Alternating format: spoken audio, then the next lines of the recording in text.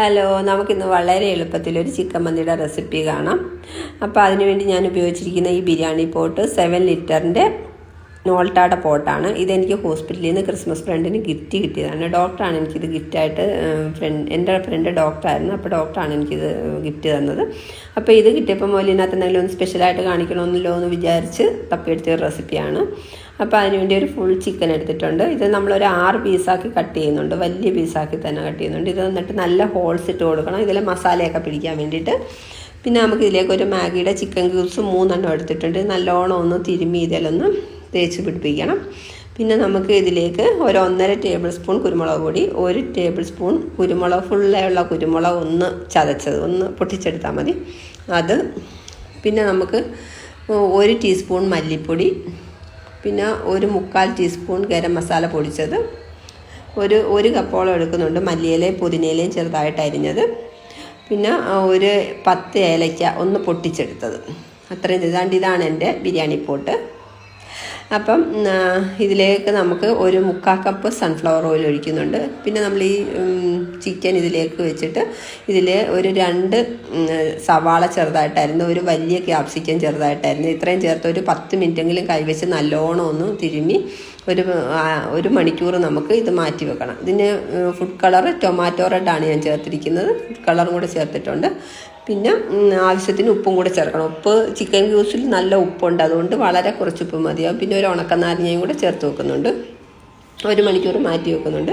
പിന്നെ നമ്മുടെ റൈസിനുള്ള വെള്ളമൊക്കെ വെച്ചിട്ടുണ്ടായിരുന്നു. അതിലേക്ക് നമുക്ക് പട്ട, ഗ്രാമ്പു, ഏലയ്ക്ക, ആവശ്യത്തിന് ഉപ്പ്, കുറച്ച് ഓയിൽ, നാരങ്ങ നീര് ഇത്രയും ചേർത്തിട്ടുണ്ട്.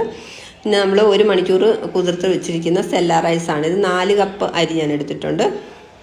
അത് ഇവിടെ വേവിക്കാനായിട്ട് വെച്ചിട്ടുണ്ട്. മറ്റേ അടുപ്പിൽ നമുക്ക് ചിക്കൻ എല്ലാം വേവിക്കാനായിട്ട് വെച്ചിട്ടുണ്ട്. ഇപ്പോൾ ഒരു സൈഡ് ഞാൻ കുറച്ച് ഇഞ്ചി വെളുത്തുള്ളി പേസ്റ്റും കൂടെ ചേർക്കുന്നുണ്ട്, അത് പറയാൻ മറന്നുപോയി.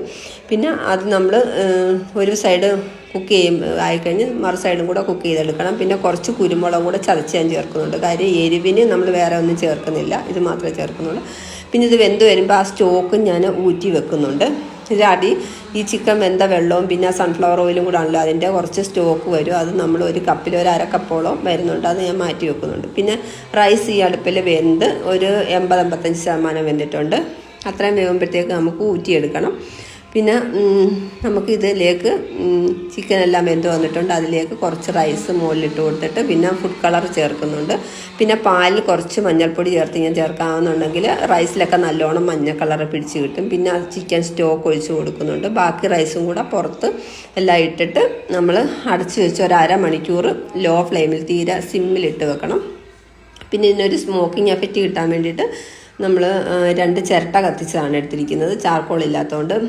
പിന്നെ അതിലേക്ക് ചൂടോടുകൂടി തന്നെ നമുക്ക് കുറച്ച് സൺഫ്ലവർ ഓയിൽ ഒഴിക്കുമ്പോൾ ആ സ്മോക്ക് വരും. പിന്നെ ഒരു 4 പച്ചമുളക് സൈഡിൽ ഇങ്ങനെ കുത്തി കൊടുത്തിട്ടുണ്ട്. പിന്നെ ഒരു 1/2 മണിക്കൂർ തന്നെ നമുക്ക് സിമ്മിലിട്ടിത് വെക്കാം.